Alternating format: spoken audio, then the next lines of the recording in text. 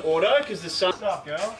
It's funky. A fucking disaster. Even just the people traveling, like the people who are parked up in these places, like in Albany and everywhere. Yeah. See some interesting people. You guys would have seen some interesting cats out and about on your travels. Yeah, well, funnily enough, I actually, as a writing exercise, would make a list of every single person I met. Oh, and I forgot about this, yeah. Yeah, and I would do like a character description on them. So it ended up being like a 100-page mini book in a sense. Did you want to meet? I know you. Something like that. So it was like the form was, I would do interesting things. So anything they told me, which I remembered, I'd write down, and then I'd do like a character assessment of like them as if they were a fictional character. And I go through it like still now, and I read these fucking units, and I'm just like, oh, I might pluck that for like this project, or I might pluck that part of that person. Yeah. There was the most interesting person we met was we did the you would work there. It was the Panama to Colombia sail. That was my job. She's an expert. She'll fact check anything I say. Yeah, I worked there for 2 months. When we rocked up to the boat, there was this. So it was mainly young people, but there was this one 60-year-old guy. Oh my god, that's and he rocks so up, funny. He rocks up with this prostitute to the boat, and we're like, oh, he's just like a rich guy going on his own yacht. No, he's coming with us. We figure out. The prostitute leaves. I start chatting to him. She didn't do the boat. She didn't do the boat. The prostitute left. Too expensive. And then I start chatting with him, and I'm like, oh, what do you do? He's like, I'm a mercenary. I'm like, what? He's like, I work for the French Legion. I've just retired. So the French Legion is like, I don't know if you know it. It's like one of the only like mercenary units run by the French state. So anyone in the world can join the French Legion. They'll give them French passport and they have to fight as a soldier, which is like fucked. Wow. And so he worked as a French Legionnaire. He just retired. He gets on the boat, causes such a stir, tries to take photos of the girls in the shower, like a genuinely horrific so man. bad. Yeah, and like everyone outcasts him. For some reason, he tries to bond with me, which is an indictment on my character. Yeah. And he's talking to me about like. He's like, do you go to any good sailor brothels? I'm like, no. I'm like, I'm not a sailor and I don't go to brothels. And yeah, like there's a whole story with him, like, but that was probably the weirdest person knowing that. Oh my god, that's like the people. Just for some context, this is a sail from Panama to Colombia, and it's generally just young gringos doing it. Yeah. And then you get the one-off 60-year-old. That's very. I didn't have any of that. Actually, I did have. I did have one. Did you come across any interesting people when you were working there? There's one that comes to mind. It's not like overly crazy. There was so many people that we met, but there was my first trip. So I was working as the guide, so I basically got people from A to B. I cooked for them. I did the translation. I packed the boats. I literally was a slave to Sean's character. 2 months straight. Like probably the hardest I've ever worked. Like grueling hours. Like you're up from like 5 till 11, cooking and cleaning. Right. But it's great. And there was this one kid who the whole way on the trip was like, so before the trip starts, we had this briefing, and he called up and he was like, I don't want to come. I don't want to speak to anyone. I don't want to get on the. I only want to get on the boat with you. I don't want to eat with you all. I'm going to eat and sit on the other side of the island the in whole Spanish? time. No, this is in English. And we're like, okay, really strange. Good on you, King.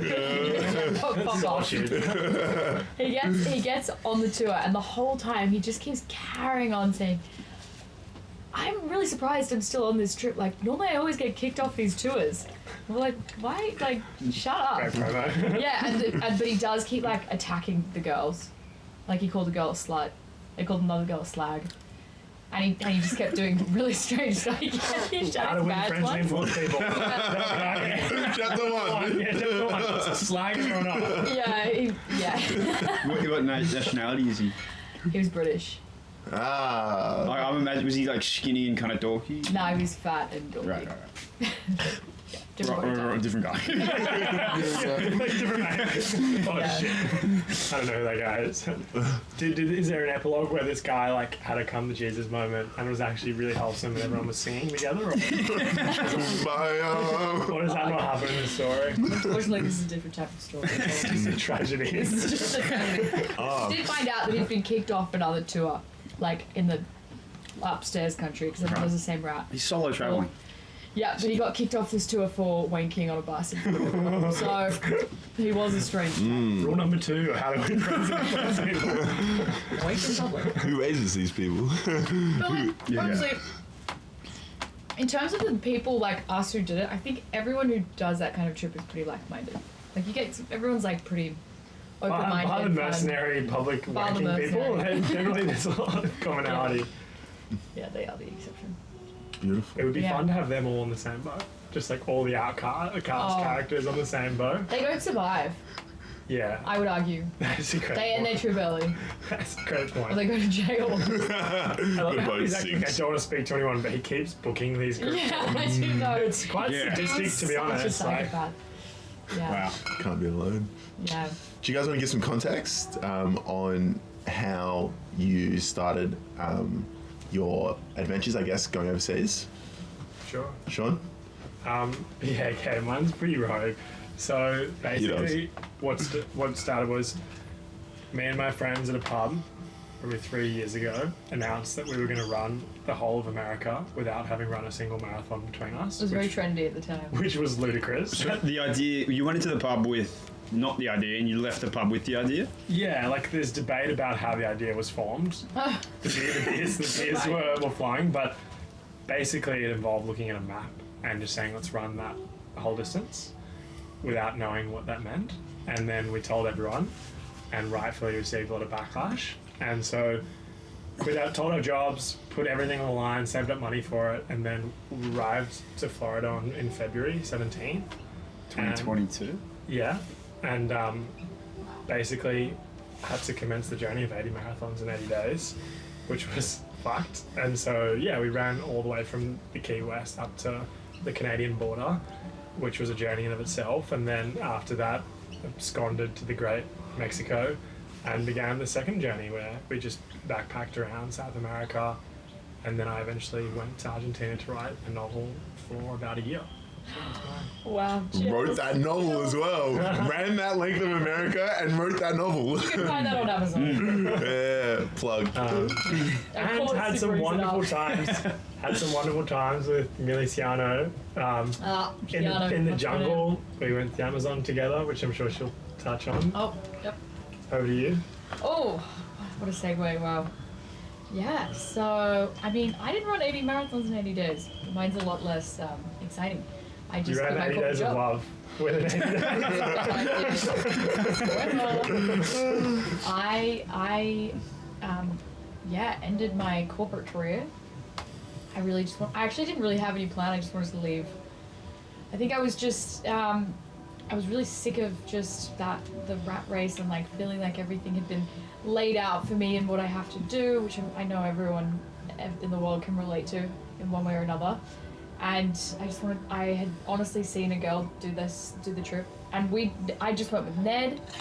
Remember we went to Mexico? We had, yeah, you were. Do you remember me? Is that you? Yeah. For a moment there, I think you did forget. I remember. Well, I mean, yeah. We went. I wouldn't call it Mexico. Tulum, come on. Yeah, Tulum is a weird place. We did a Mexico, Guatemala, Belize trip, and I came home, quit my job, like a month later, and went back.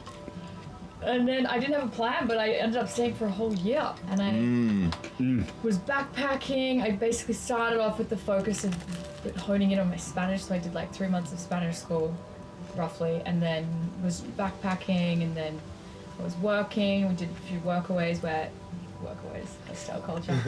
Sure, we'll get into this. But basically you live at a hostel and you get free bed and food. And the experience. It's fucking awesome. And dengue fever as well. And dengue fever, yes. Dengue fever. That comes with it. It's all part of it. You didn't get dengue fever? I did.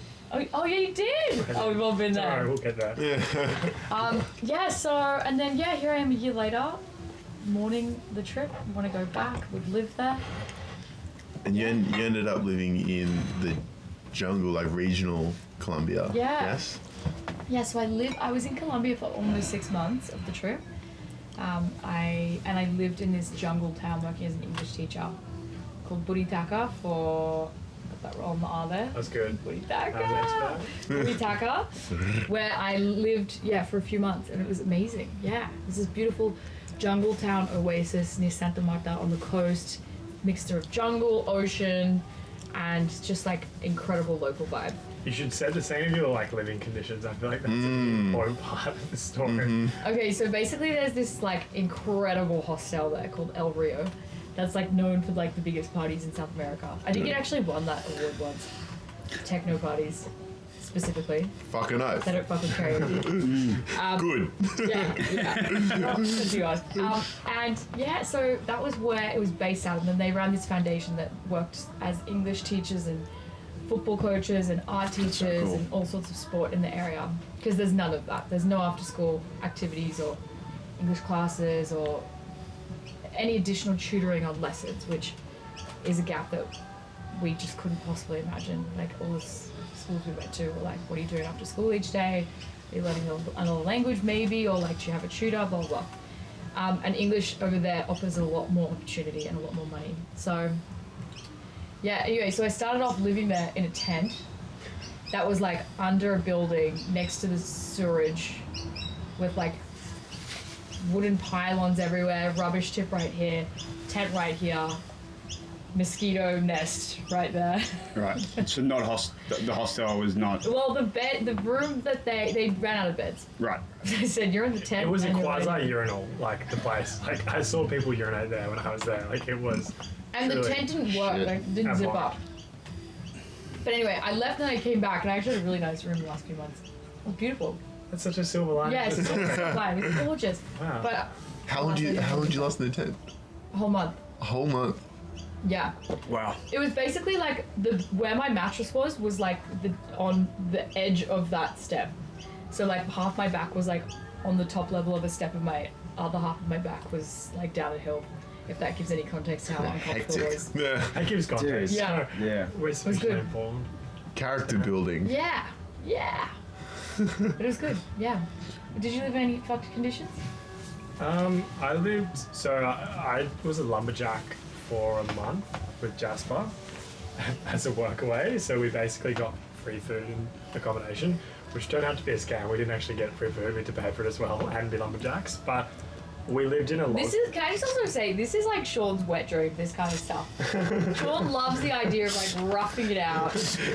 I love like the city boy just like trying to rough it out. You want to be like shirtless with like stripes on your face, like grunting. I want to be like I want to be like Ben Stiller and Troy Thunder, basically. Like that is my dream. And so we basically, like we were in this log cabin in Patagonia where there was no running water. We had to manually get the pipes from the. Right. You must be like, yes. Yes, this is my moment to shine. And so Jasper and I would like wrangle the pipes. It was snowing, so there was like snow, and we had to go up the mountain and fix the pipes in the river to get the water, which was a story in itself. And then we work with the lumberjack Patagonia Fire Department, which I typecast lumberjacks as like super alpha male dudes. There was a gay lumberjack, which was beautiful because it's like breaking stereotypes of what you pictured. Especially there. And you're like, and it was like, and everyone was so okay with it. It was a very feminine guy. I was like, this is lovely. Like, this is completely shattering what I expected this experience to be. Yeah. Which you wanted. You wanted like muchacho. I wanted gay lumberjack. I wanted everything. And so, we like worked with them, and it turned out our chainsaw was actually like blunt because the owner was. This is another story. The owner was like an impoverished artist who inherited the property from his granddad, and he had zero money, so he couldn't sharpen the chainsaw. So we just spend like all day like on the same tree, just like trying to cut it down.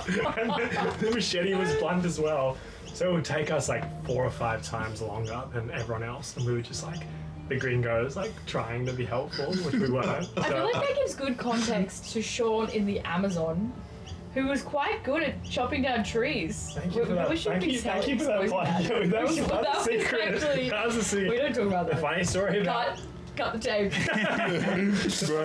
The funny story about the Amazon, to pivot chat, so Millie and I with a few other friends went to the Amazon for like a survival few-day trip, which we would go like camping inside the Amazon. And one of the girls who was with us, her job was literally to do carbon credits for the Amazon. So she like plants trees in the Amazon for companies, And by day 2, she was cutting down a tree with a machete. We had this guy who was like, yeah, I'm gonna give you the real experience. Yeah, the real way. And he gives us all machetes and he's like, all right, cut down this fucking tree. And of course, we're like, You're like, there was a bit of just like, oh my God, we've been hitting this tree all the time. We're cutting it down. But you were quite good. I was a good tree cutting in the Amazon. It's so embarrassing. I'm a naturalist. What are you talking about? Stepping on all them insects. Fuck these insects. Biodiversity. Fuck the climate. No, I was pro climate. Yeah, Carmen was not happy. She was quaking in her boots for good reason. nah, you gotta get into it. You gotta get back to it. The guy might or might not have killed an anaconda completely in cold blood, which was a dark story, which we've tried to bury. Honestly, this is really incriminating Is stuff. this guy a Amazonian Yeah. dude? He did not give a fuck. But it was a glory kill. He did not eat the anaconda. It was a pure glory kill. He did walk away from killing the anaconda with a bit of a look of shame in his eye. And he lied about the anaconda being alive. We tried to wriggle it on the machete. He's like, yeah, It's that's right. it's moving. But like, it's so dead. It's so dead. So tell that story. What happened? Middle of the night, we're going on a walk through the Amazon, and we have no idea where we're going.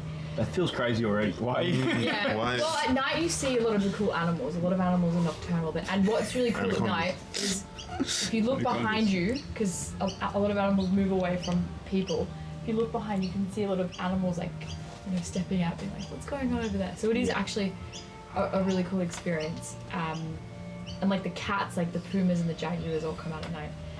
But we're like stepping through mud. We're like climbing over these rivers with no idea. We obviously, when you hear the Amazon, you think anacondas. You kind of think tribes. You think crocodiles. You think everything's out to kill you. I really think tribes. There's a big story there of like, the tribe that's never been seen. Of course, we're in like a highly tourist spot. But you're still like. But like, where's the tribe that's gonna come kill us? To find the tribe, you have to go like 11 days on an inland river to find like truly uncontacted tribes or really traditional tribes. If you're on the main waterway, it's just like some guy with blasting Fetty Wap in a kayak. You're like, what?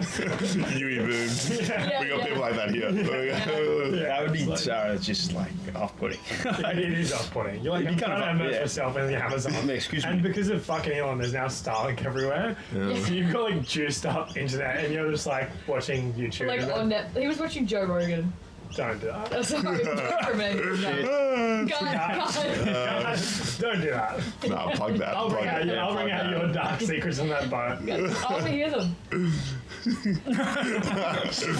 Tell the camera. Look at the camera and say it. Millie killed a chicken. Oh wait, this is bad. This is bad PR for us. This is bad. Hey, Killed a chicken in cold blood? No. We discussed on the boat there was like 5 chickens. Also, what is the boat? So the boat's called Barco, which means slow boat. Turns out the boat is really fucking slow. It was meant to take us 3 days to get from A to B. It's a shipping container, right? Yeah. Yeah, it's like But not like big. It's like when I have the shipping container. Yeah. The image is a legitimate shipping container. I thought you were like doing it illegally. In a shipping box. It's actually more of a human container. It has one of them. What we went on has like hundreds of hammocks. It's just local Peruvians who sleep on there for multiple days and go up the river. But they could be like nuns, fishermen, families, like farmers getting from A to B. French and there's lots of cargo. There's lots of cargo on the boat, so there's like lots of like fish, but it's not like big containers. Right. And when we were on the boat, it was meant to take 3 days, and we were roped into this, duped, if you will. The engine was broken, which they told us when we were away from port, and so our boat had no engine, so it was just being pushed by another boat. So the journey that was meant to take 3 took 11, and we had this whole saga of like having to get off the boat. And the reason the chickens come in, this fucking cold-blooded murderer, is because there was 5 chickens in a cage, and every morning you had to wake to this like rooster crow sound. And this boat was losing its mind. Like the crew decided to get rip-roarously drunk every single night because they were so bored. This is very troubled territory. The boat didn't work. The boat wasn't working. The boat wasn't working, so they would get. They had another boat. They would pushing get it. guys can join in. absolutely maggot every night. Like we'd be like crashing the boat into the sandbanks. Like, no joke. like multiple times. They'd crash in the sandbanks because it was so fucked up. And then we had this conspiracy theory that one of them was trying to kill the chickens because he would wake up and you remember that guy, he'd just be like looking at the chicken like, I think he had it in his hands at one point. Yeah, he did. I wrote it in my diary. I reread it yesterday. And he was about to kill it. He would grab it and he would like fake choke it, and then a door covered him, and we're like, oh my god, he's killed the chicken. He's killed the chicken, and he put the chicken. As you can see, this is how we entertain ourselves while we were losing our money. Our day was like a long time. Sit in the hammock, stare at the chicken. Sit in the hammock, stare at a drunk person. Sit in the hammock. Yep. Do a bit of salsa. Sit in the hammock. It was we could observe a lot. Did you drink with the guys at night, or is it not? Is it we had no money. Right. Oh. We Well, they're not that kind of We friendly. had zero money because we had nothing, so we couldn't even like. It was actually a grind. We couldn't even really buy food, so we had to like eat the rice, like a little bowl of rice every day, and that was it. Wow. But then we managed to source some funds, and then Basically, we were in a predicament with no money because we didn't foresee how much money it would cost us to get from A to B, which is really dumb considering how long we'd all been backpacking for. Like backpacking 101, have cash. yeah. And so we're on the boat and we realize like we're gonna starve to death because we have to get from A to B and we don't have any money for food. And luckily, we did end up finding one, but I'm gonna go in on this story one more time. There was this running joke that Sean was writing his book and he had the manuscript with him. And there was this running joke that was our only asset, and we were going to have to. Or a bunch of Peruvian people would love and shitty English. They'd be dying. That was dying sell for it it. for millions of dollars. Yeah. So like, this is it. This is our ticket to It's called an investment. investment. Exactly. Luckily, we didn't do that. Oh, thank God we didn't. But No what we price. did substitute that for was every morning a piece of chicken, maybe 1 centimeter cubed, and rice, which was a chicken per day divided by maybe 80. That's some good maths, dude. I don't know where you pulled that out. It makes sense. 80 people. It's like incredible. Yeah, it's incredible. Like Wow. So you were hungry. You guys were Oh, hungry. yeah, we could have rice. And Actually, I was one day you got called up Oreos. to kill the chicken. No, That was this close. is total slander. That didn't happen. I would She never. got close.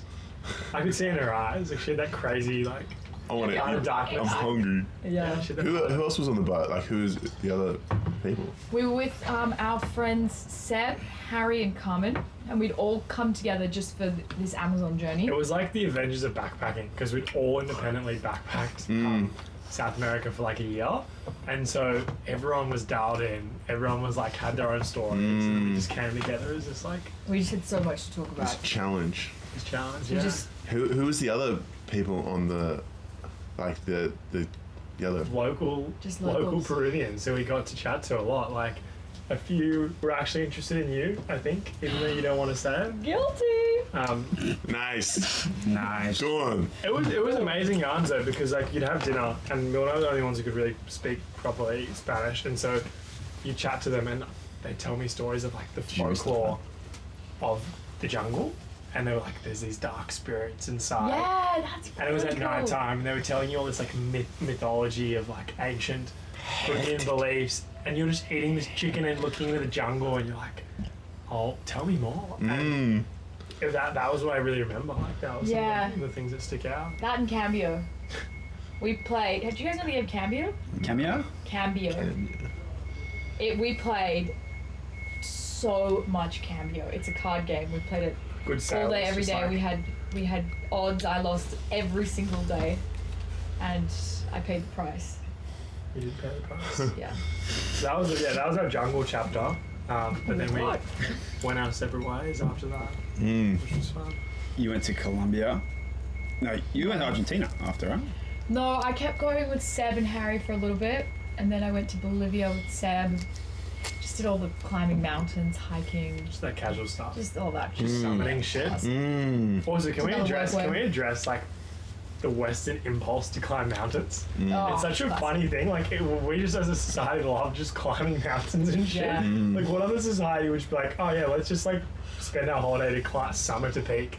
That is actually a really good point that segues into the whole, like maybe like wellness category, where there's like there's so much stuff I think in our culture that's very like we have to achieve something, we have to be productive, we have to, and it's all like about our, in the wellness category of making ourselves feel better and looking better, and that I think is quite unique to our culture, actually. That I don't think quite it exists like, in a different way. Your trip, right, where you did the Western Australia stint and to me that's beautiful, and like to me that is true traveling. But can you imagine like trying to converse with the average person, like, oh, what'd you like? Yeah, I just worked in a pub. Yeah. In Pilbara. Yeah. They're like, and? Yeah, like, and? Yeah, like, and? You went to Pilbara? Like, no. They're like, what? Have you found that? Or? Yes, yeah. But I feel like when you do anything abnormal, like the normal thing is, I guess, just to stay at home. So, I guess going out and about. But I kind of like when you have some type of goal when you're out there of movement, of doing something, because you see more and you get to experience more. So I'm a fan of the climbing mountains. I'm not throwing shade in the mountains. I'm just observing. This is my podcast, and I'm being mindful of our own. I fucking ran across America. I'm the most guilty of like need to achieve something. Well, it's also a privilege thing as well, right? Like to be able to have these choices of challenges to undertake is total privilege. 100%. Opportunities. 100%. So self-aware. You're trying to out self-aware. Yeah, I look good now. You won. The people are like clapping at home. Like, oh my god, she's good. Yeah, she's good. She climbs mountains and she's self-aware. Good God. A question I have for you, mountain privilege. A question I have for you, Sean, is how's the body? Are there any lingering injuries? So this is a funny one. You almost died. You should tell that story. Yes, this is actually this is a great story. So I'm your PR manager. Day 40, I was running, and my feet, for context, were mangled with blisters, which is part of Day 40? Yeah, but it's part 2 of days left? No, 40 left. Shit. Sorry. Don't take that away from me. Adding emphasis here. And so my feet mangled. We're running as a group, and suddenly, like, my heart rate spikes to like 190, and I'm feeling really bad. And I just said to the guys, like, run ahead, I'll catch up. And it was like probably like 10 k's left, and I remember like literally being on the side of the road, just vomiting my guts out, and was in a ball, curled up on the side of the road, and I was like, holy shit! Like, I actually don't think I can do this. And I know it sounds melodramatic, but I was like, I actually feel like I'm dying. And I was like, what's happening to me? Like, I've never experienced this. Like, I had that moment where you kind of like, you're lying on the road and your eyes close, and you're like, oh, like, I just want to like, just relax and sleep. And so got up, my heart rate was 190, it was pumping, and I was like walking and I could barely move. I walked that out for 10 k's, got back, and I just started vomiting again when we got home. And everyone's like, what's happened to you, dude? Like, you're right. And blokes being blokes, especially Australian blokes, they're like, you're just dehydrated, bro. Like, just have a bit of water. And so, like, everyone starts debating. They're like, Sean, you'll be right. You'll be right. You just need to have a bit more water. So, like, okay. So next day, we lace up. I run for 30 k's, feel good. 10 k's again, same thing, like vomiting, like same feeling, really fucked up. And I'm like, this is like, I actually feel like I'm about to die. And I'm like, something's going on. And literally by the grace of God, Mum saw a photo of my feet. Mum's a doctor. And so Mum was like, you need to go to hospital right now. You're about to die. You have cellulitis. You have septic attack. I know it sounds dramatic, but you're about to die. It's like if you have septic shock. So you're not just dehydrated? So if you have septic shock when you have cellulitis, like that is literally like 1 or 2 days of being untreated of dying. And so I was like, what the fuck? I have no insurance. I can't go to the hospital. You didn't get insurance. We couldn't Sorry, I'm not going to be that person. We couldn't get insured. What? So I was in like this really dark place. Like essentially everyone back home, all the medical advice was like, you need to stop right now. And I was the only one of the boys who looked like they couldn't finish the challenge. And so I might have cried. That's a disputed fact. But let it out, lad. Let it out. And the one person who I called my dad, who's also a doctor, and I said to him, like, what do you think? And he's just like, keep running. Which is reckless, it seems. Keep running. But we knew one thing, which was when you have cellulitis, if you take antibiotics, it's really effective. And if you take it and you still experience the septic attack, stop. But if you don't, it's probably working. So that was our assumption. That was like what we bet the house on. That little bit of logic. So we kept going. And So you had the antibiotics? had the antibiotics, kept going, ran. Did you bring them with you? Or did No, you so we had to get them at a pharmacy. Okay.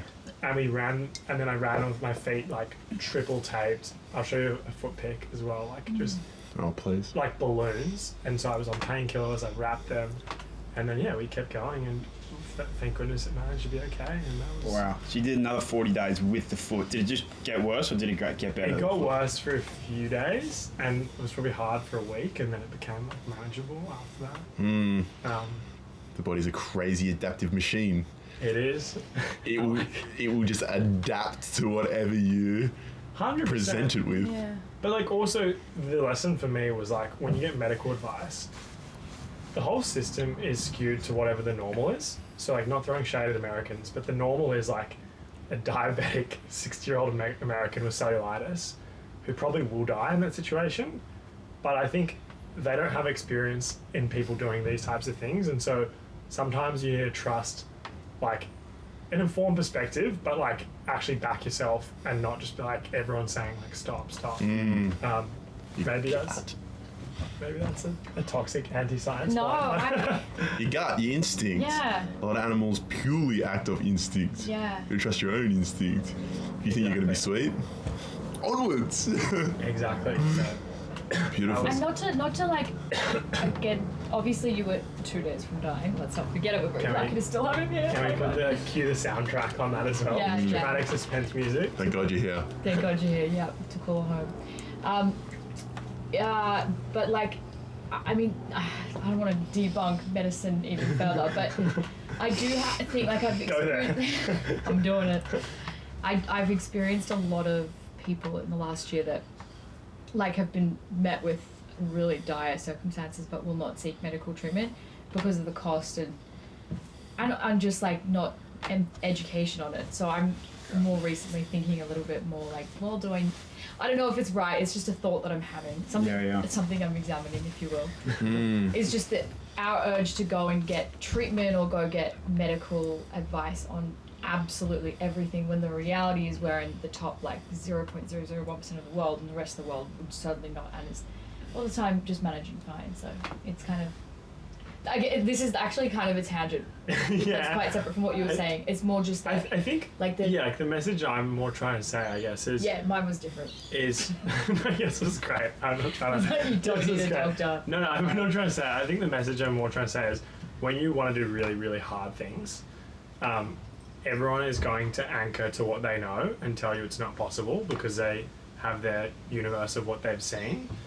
But a lot of the time, they just haven't seen those extreme cases of what people can do. Yeah. And so when you're trying to do really hard things, especially physically, I think you've got to actually not listen to even people who you think might be perceived experts because they've never seen that. Like they've never seen a 25-year-old who's fit and healthy with cellulitis run.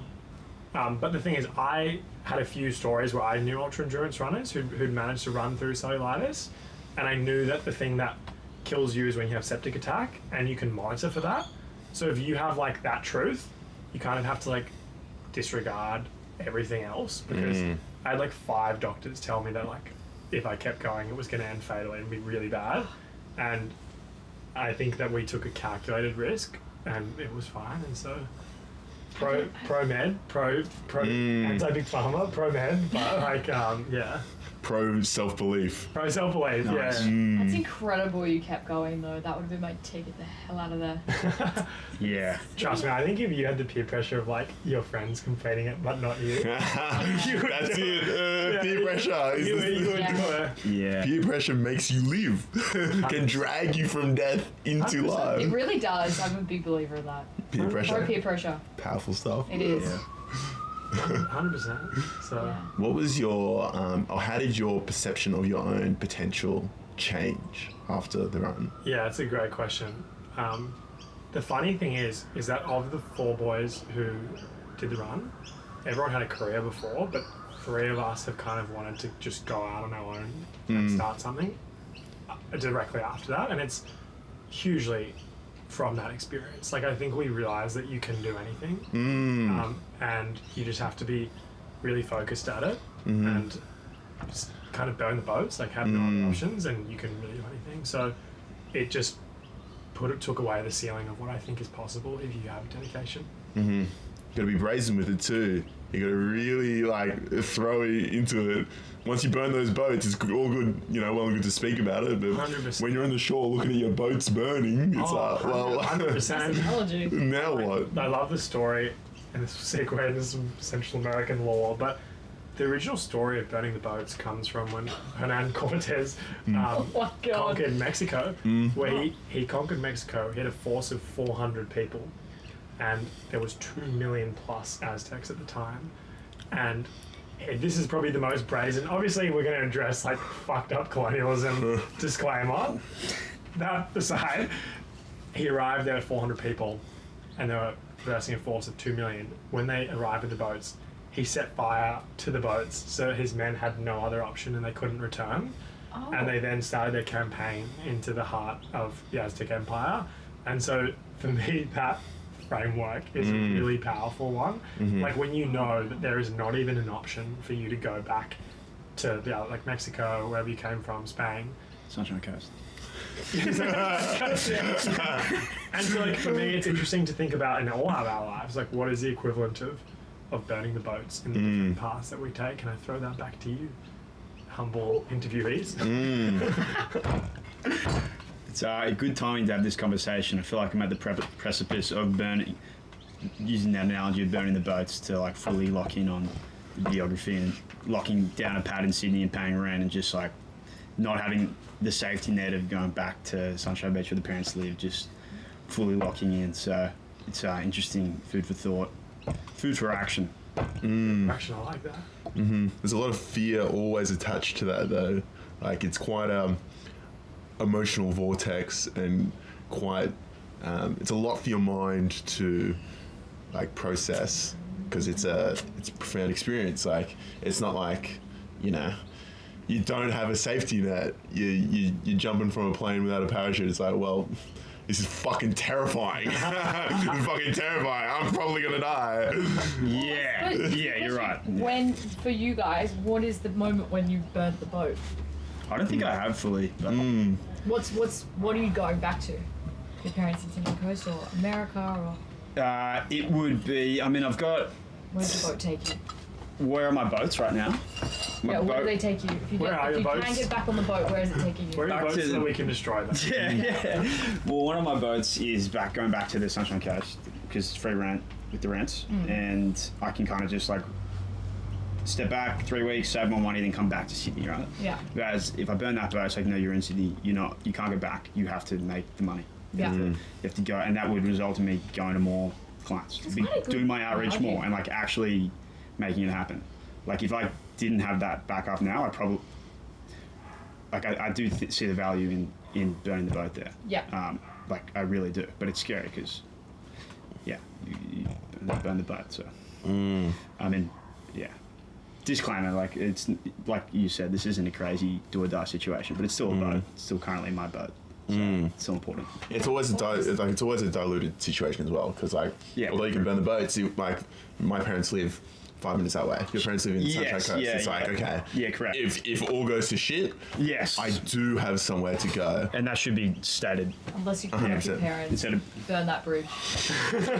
They realise Fucking hate I'll rock up at home. I haven't seen this yet. I'll be like, door's closed? Yeah, dude, your boat is burned, I think. You can't go back. There's no boat. There's no rescue boat. Yeah. That's a good point, though. Yeah, there's always something. Do you have any boats / how does that kind of analogy work with you, where either now or maybe last year you kind of burn your boats going overseas, or how do you think about that now in the present and also in the past? I don't think there's much burning of boats while traveling for me, other than like quite literally, like if you're like, I climbed this one mountain at the summit, I wanted to turn back because I was like, this is way too hard, but I was peer pressured to keep going. Seb made me burn the boat, for example. But that's very literal. I would say right now, for me, it's the same sort of thing. Like, my career, the boat that is the rescue boat that I could get on is jumping back on the corporate train, but I'm on the island of a different path, so it's working out how to burn that rescue boat, which I think is chipping away. It's rotten. Join us. Come to the light side. And for the same things that we talked about, like money, it's a clearer path. It's all that stuff. Before you did your year abroad, before you did your year abroad, you quit your corporate job and you did kind of want to pursue this like career direction. Now that you've done your year abroad, how has that changed, or has it remained the same, or have you seen things differently in that sense? No, it's remained the same. There are moments where maybe what I want to do slightly have varied. However, what has probably been more interesting about the experience is coming back. Even on the plane home, I'm like, okay, this is what I'm gonna do. I'm sticking to this pathless path, if you will. If you've read Pathless Path, have you guys read that? Yeah, yes. You have. Met the author. Have you read that? Get on it, dude. Do your homework. So yeah, I was committed, and then you get back, and for many reasons, it's like in the cab home, if you will, the people on their way to work, the people in corporate outfits, people rushing to get from A to B, like you've got your parents and dad has to go and take a business call. You see nice houses, you see, people living extravagantly, your friends, everyone around you working in a particular direction that affords you stability, money, and it all lends itself to the environment of like the hustle bustle, which I was absolutely not living in. So I think... And you were kind of like, I'm good, I've experienced this, I prefer the not hustle bustle, kind of the just to and fro lifestyle in South America, however you want to call it. And you're like, I'm rooted in this, I understand the influence of Sydney's about to come, but I'm strong. And then you've come here and you've found it's kind of shaking it a bit. Yes, but then what has been interesting is that I think we're really pawns of our environment. So I have struggled a little bit over the last few weeks in sort of going back between those ideas, and the environment really shakes that. It's like when you see your friends, like literally for like so many people that I've seen, the first question they ask me is what's next, which is fair. It's all normal, but it's like great conversation. Hey, like What's next? Well, it was I don't burger have an shop. Just telling her I'm gonna need a. yeah. So that's the culture. And I think that I think now I'm like, I'm sitting in it a lot better, but we're really shaken by our environment. Because I was thinking completely different things throughout the day for the last year. And I was sitting still in particular places for a long time, like living in towns for ages. But it's just it actually is, there's different qualities of life everywhere. And here a quality life, like by mass personas, people, sorry, Spanish, is... Dip into Spanish. Yeah, mass personas. Is like, working really hard, being really productive, and making money so that you can live a life with a little bit of play, taking a holiday, buying a nice house, whatever. But over there, it's like how many times, where I was living, in Buripaka, for example, it's like, have you visited the waterfall? Are you spending hours with your family? Are you sitting with your family, not just like catching up? Are you like enjoying like moments of boredom with your family? Are you cooking for your family? Are you cooking for your fourth cousin who's in town that you've never met, who's insisting that they're your fourth cousin? Who's just popping in. Can we get a DNA test? Didn't tell you. Can we get a DNA test? I don't want to make this person food. But they would never question it, like, oh, of course, yeah, your sister's who? Oh, okay, yeah. I've got you lunch. Like, it's that sort of thing. And it's not about rushing. It's not about planning. It's just a different definition of quality of life. But I think that is normal. It's different everywhere. And I just think that we're very transparent to that. Transparent. We're chameleons to our environment. Yeah.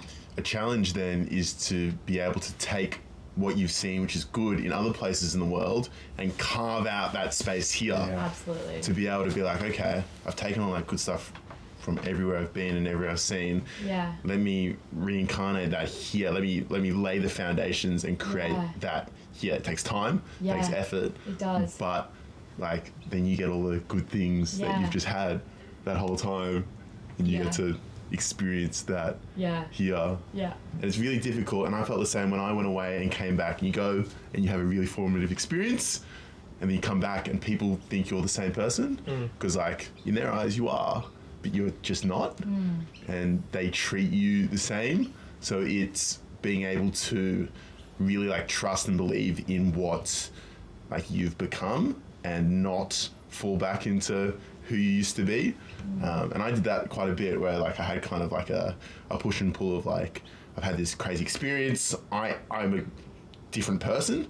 Like I have grown and evolved, but I came back here and I'm living with my parents and seeing my old friends, and it's like, oh, that's just Nelson, and that's Bawsy. That's the guy who I've known since I've grown up. Yeah. So I don't want to be that person anymore. I'm different. I'm different now. Yeah. You gotta really like state that. Yeah. So like, did you guys find that you are different people than who you are when you left? I'm gonna give a bad answer. Oh god. Go. We're bin.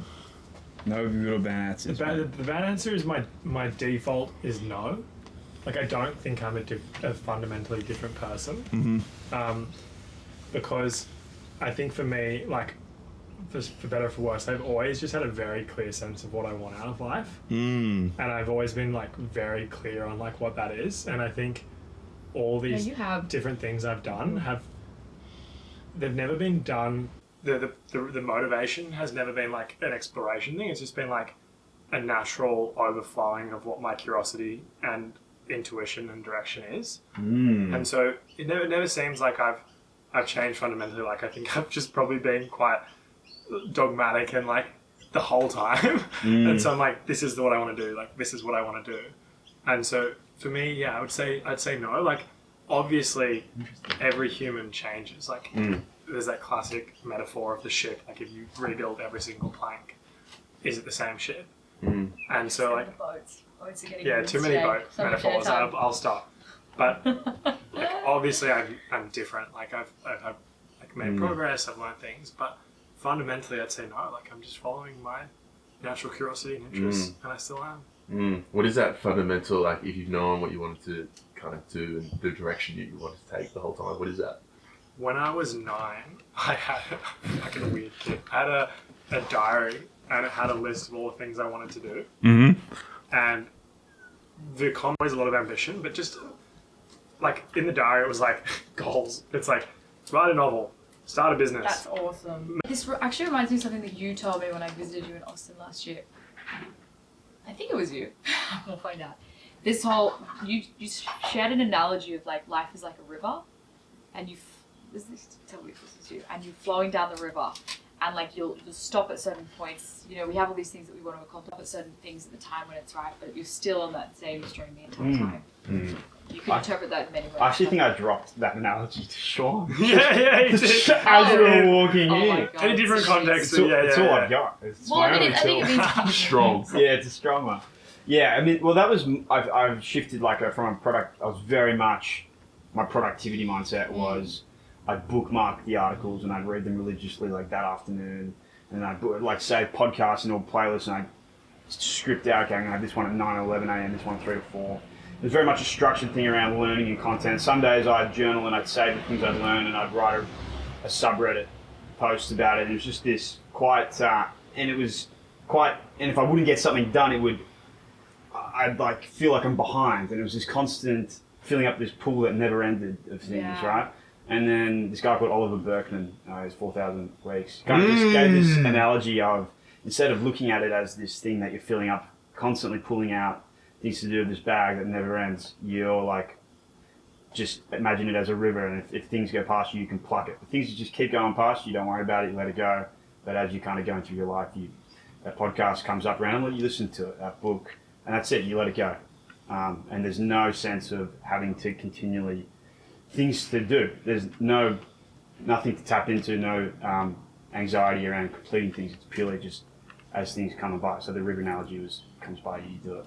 And it's hard, but it is good because there's so many interesting things I want to bookmark and read. But you go through life in I think you get to the end point happier. And yeah, it was the analogy. Thank you for sharing that with me, because I've thought about that a lot in the last year. Nice. Thanks. Profound. 4,000 Weeks is an outstanding book. Right. Like 4,000 Yeah, I weeks. haven't read it, but Is that because we have 4,000 weeks on Earth? Oh, what? Yeah, In an average lifespan? I think that's 80 years. The camera's good. just going to talk. Yeah, 4,000 weeks, because it puts it in perspective for you of like, okay, that's not a lot of weeks. And he's got an image of it as well that he puts in the book and talks about like when you leave home, think about how many times you see your parents, and like you add it up over time.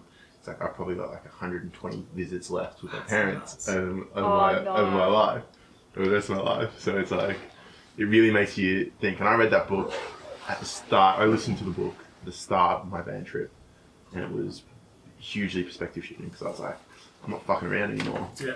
I don't want to fuck around with. They say, oh yeah, go do 5 years of corporate, or go do this, or make heaps of money, and then you can go follow what you want to do, or go do that at the end of your life. So nah. Doing this from the start, yeah. I'm doing it. I'm using my 4,000 weeks. But he also gets into how to not overdo productivity and how to have like you've got 4,000 weeks, and that's quite like almost confronting in a way, but you don't have to like. It's about like embracing the unknown and like accepting the finite nature of reality. And once you accept that, then you just bounce to and from. That's cool. That's really cool. And then the end just like ties it all together with our reincarnation. Don't worry about it. You got to get it in. Don't worry about it. You got to cover an infinite loop of 4,000 years. It's like, wow, undermines it. Infinite weeks. Why did I just read this? What is your current curiosity? Because I know what you've done in the past, but like, how do you view business?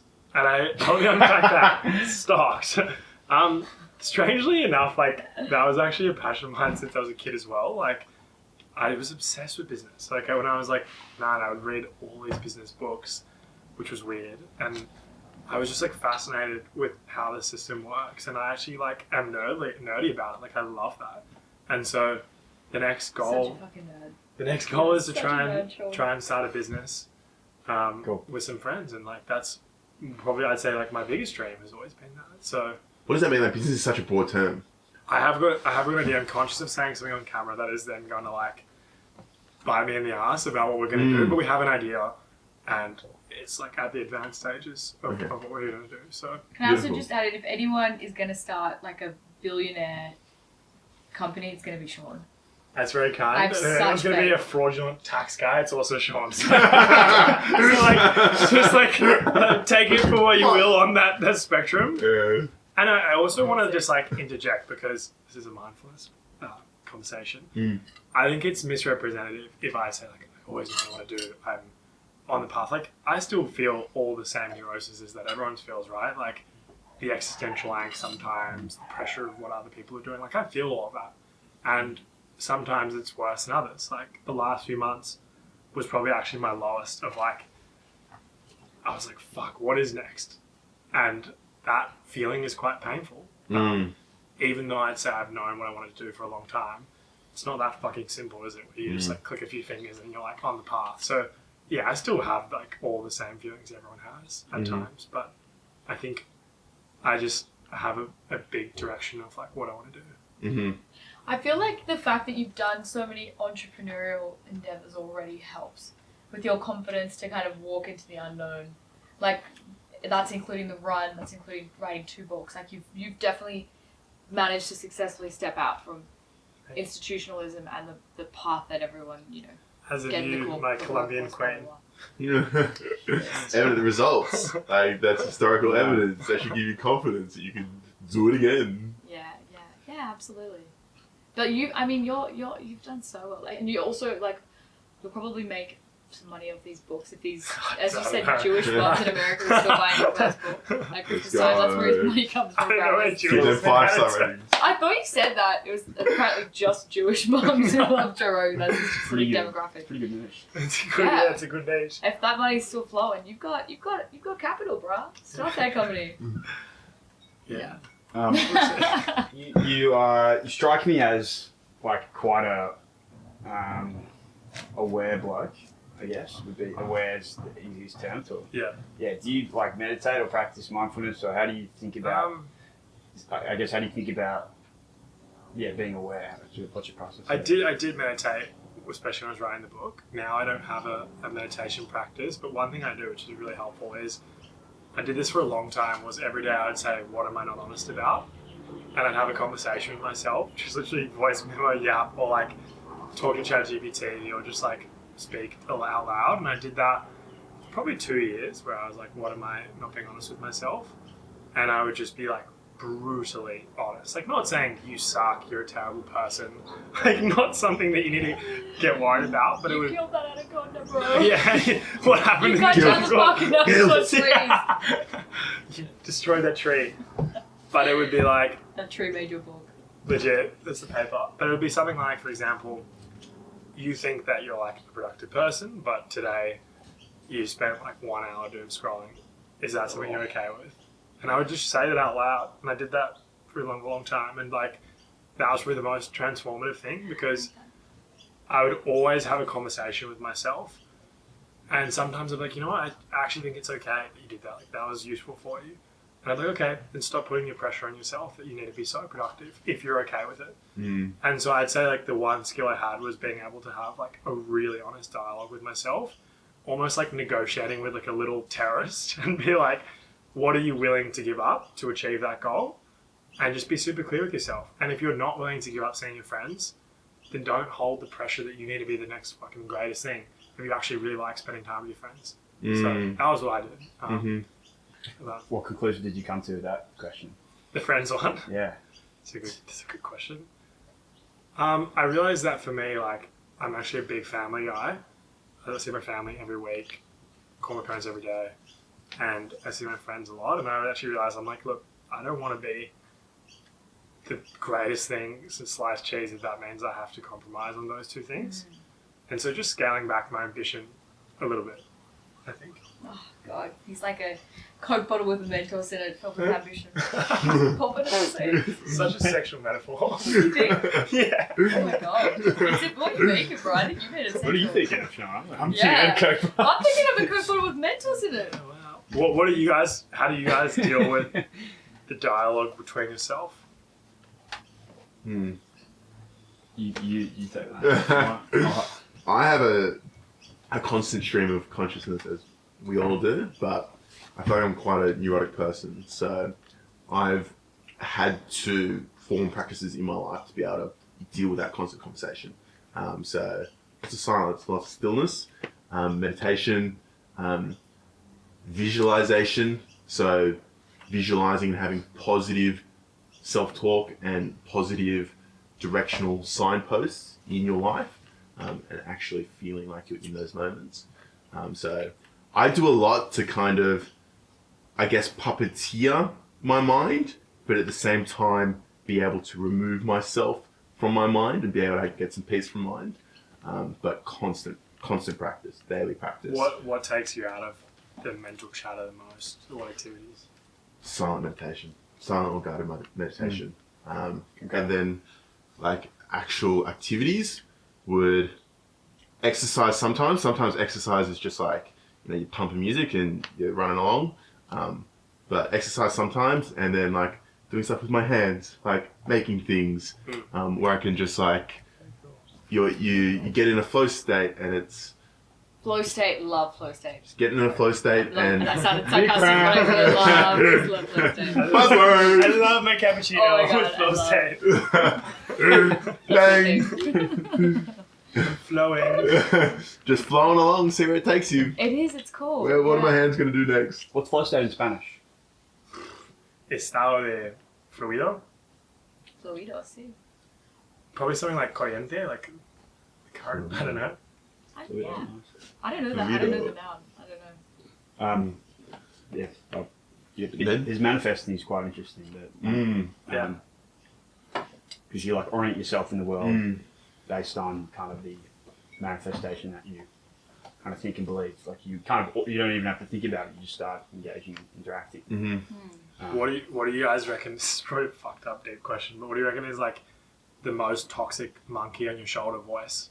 Like, for example, to share mine. Mine is definitely just this disgustingly ambitious dude who's like more, like every time. like such a greedy little cunt. Like a movie character. Yeah, like he's just like there, and like I'll do something, achievement, and he'll be like, or she, they're like, you've done nothing. Like, do it Wow. again. You've done something amazing. Yeah, and it's like you can't even celebrate that. Like, do something more. I'm like constantly doing that. I have to interject if I may. Please. Oh god. When we were in the Amazon, we were like doing this night walk again, back to the night walk, and we were and this guy, our guide, ironically his name was Wilder, he was showing us all these animals like tarantulas, like snakes, blah blah blah.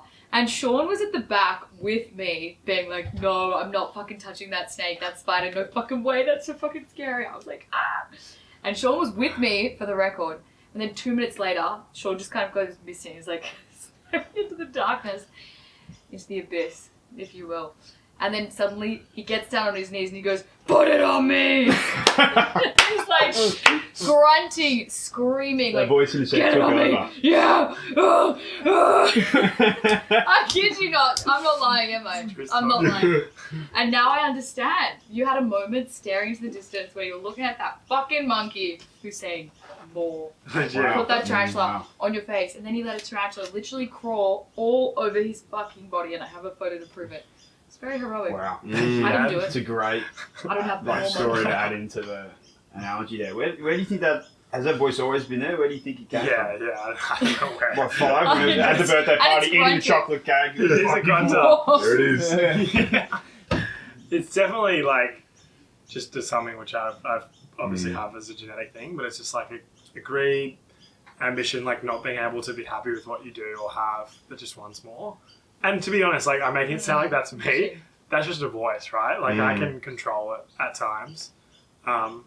Maybe I think there's also, I don't know if this is the same voice, but I'm very susceptible to status, like incredibly so. Like I think that's another voice, like just dealing with like how people perceive me a lot. Like I'm like, oh, but what would people think of this? And even though I sometimes I'm just like, fuck it, there's definitely that voice. Those two are like the little tarantula. Thanks, mate. Monkeys. That's good honesty. Thank you for sharing. And well done for being aware of them. Most It's people very good, don't point yeah. to them. Yeah. And they're just like, they hold the reins of their life. Yeah, they still have the reins a little bit. Yeah, a little bit, of I course. try and fucking beat them into shape Yeah. sometimes. Fingers instead of hands. Yeah, Instead of exactly. full grass. Exactly. What about you guys? Oh god. We're talking monkey. Where's my monkey? What was your I don't have a Monkey. screaming monkey. I was picturing that toy monkey. The Yeah. god monkey? Yeah. It goes like that. Might not be a monkey, might be. I think mine is probably. I honestly don't know. I think maybe I lack self-awareness, but I think there's nothing super large. I think I have pretty good like.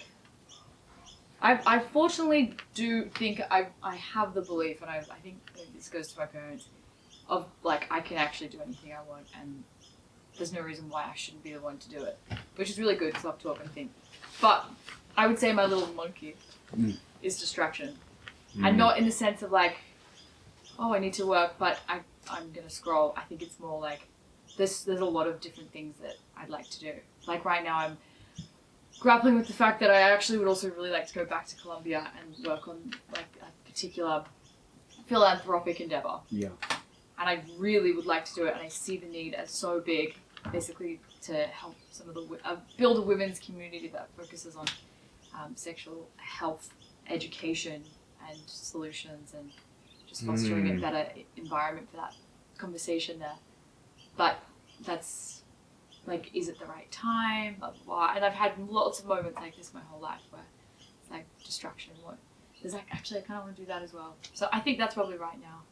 But maybe I should probably think of it more with a bit more self-awareness. No, that's. It's a monkey. Look, it's definitely a monkey.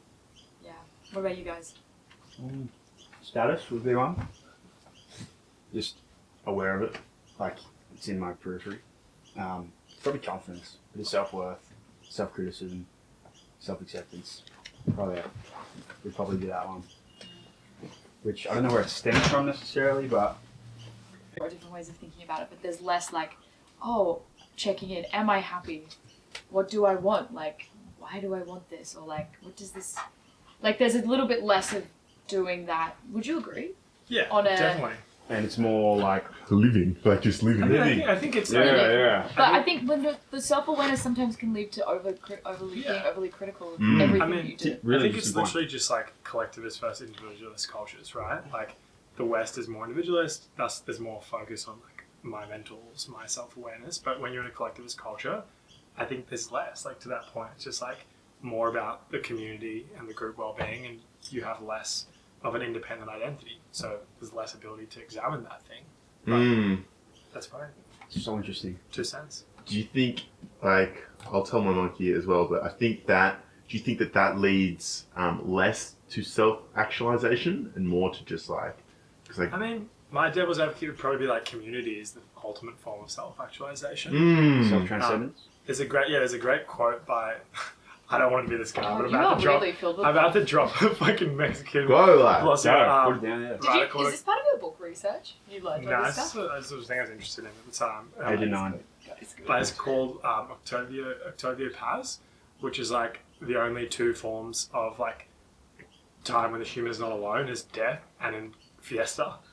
And so he's like the only time which you're not like a truly solitude creature is like in death and when you're in like the fiesta or the community. So I actually think self-actualization is not like we all have different ideas, right? But like not a person by themselves disconnecting from their consciousness. I think it's actually like coming into a collective consciousness. Yeah. I was when I was working on the San Blas Islands, that boat thing that we talked about at the start. I was working every day with this community, this indigenous community called the Kunas, and I got to see them live and learn a lot about them. Became very close. They basically live like in hammocks in these towns, but all they do is hunt and care for their family, and like and they just play. They are the happiest people I've ever met. They would never have a shred of the question in their brain of like, am I happy? That is absolutely something they don't think about. They just live it. Yeah. But they just live it. So I think there is, maybe I need to unpack it more in my brain, but there is something about just being actually just present versus being super aware. They help each other, but I do think presence is 100%. I think like these tools that we're talking about, like I'm not ripping on mindfulness and meditation, I think they're really important, but I think they're artifacts because the West culture is so fucked and it is so individualistic. You're like, I need something to use to cope with this. And they are great tools, but I think your point is like, if you are truly in a community, the tools become redundant because that is the ultimate state, is like being in a group with a shared goal for something. And so like in the West, when you don't have that, it's like, what's the next best thing? It's like, okay, coming to terms with my own isolation and loneliness. Yeah, oh my God, that's so true. We've literally, they're artifacts of how we live. Yeah, it's very true. But that's not to critique our culture either. It's just a different set of circumstances. More than happy to critique our culture. It's just all different. A question I'd have would be, how do we take some of those positive collective consciousness values and lessons and try and build that here? For me, I've been thinking about this a lot because it's hard. It's hard when everyone is, as I said, this is the environment we live in. Like, people have their own ways of living. But I think for me, it's going to be like actively going to just popping into my grandma's house, just like randomly inviting like my aunties over and your friends over, and not being too like tightly time constrained. Sorry. What's your expectations? Be open, trust. What's that? Let go, be open, trust. So I was given this advice by a gentleman who was walking around Australia when I was the opposite direction that I was driving in like the first couple of weeks of my van trip. And it was, the advice he gave me was, let go, be open, trust. Let go of any expectations you hold. Be open to all possibilities that may arise. And trust that the universe will take care of the rest. Yeah. Let go, be open, trust. So any expectations you hold about what may occur and what may unfold, let go of them, because probably not going to happen, and that's where your suffering comes from. Your suffering comes from attaching yourselves to those expectations and those timelines. Yeah, it's true. Be open to anything that may happen, because it is crazy the breadth of things that will just happen to you and lead you in different directions. And I'm sure you guys experience that overseas, where like serendipitous, coincidental moments happen and take you on a completely different route. And you have to be open to those and accept them. And then just trust that the universe will take care of the rest. And it'll get you to that moment if you just live in the present and you just go with the flow. Yeah, I totally agree with that. Would that apply, do you think? Or does that strike some similarities to the kind of cultures you guys were ingrained in? Or yeah, definitely. 100% less. In some ways, I can also tie that to another thought I've been thinking about, which is like I was living in an environment where there wasn't much planning. It's just get out and do, and that's because it's like reducing those expectations. It's obviously give or take. Another one that kind of I think about a little bit in that is the idea of flow state again. Doing sport where you can find that place of total presence, flow state, and you're just all you're thinking about is the game. That's actually kind of the dream for me at the moment. I just think I just want to find moments like that and make sure that I'm having them. So I think it makes you more open for those moments. It clears all anxieties in your head. I think it only has a wealth of goodness that comes. What are some that come to mind? Playing basketball. I've been playing a lot of basketball. Yeah. Beautiful. Gobi. Yeah, I play a lot of. Oh my god, I'm gonna say it unironically here. Street ball in Colombia, and I'm just trying to play it now. I'm back as well. There's no reason why I need a ref. Just go play with whoever's there. Beautiful. I love it. Nice. Yeah. Is it a good workout? Yeah.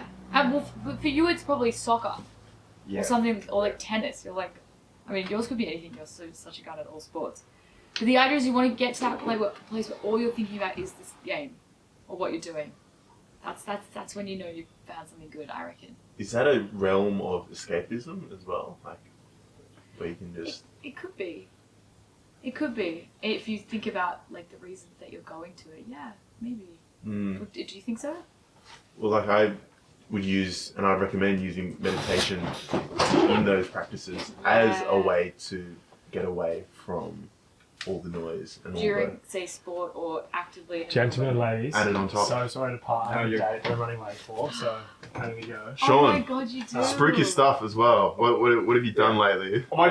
Did you have anything to add on that collective conscious thing in this society? I was quite curious. Sean, the camera's there. Laura, I'm sorry. What is sit that? down, Before you sit go, down. because Camera. or if you disagree that it's possible, just your take on that would be.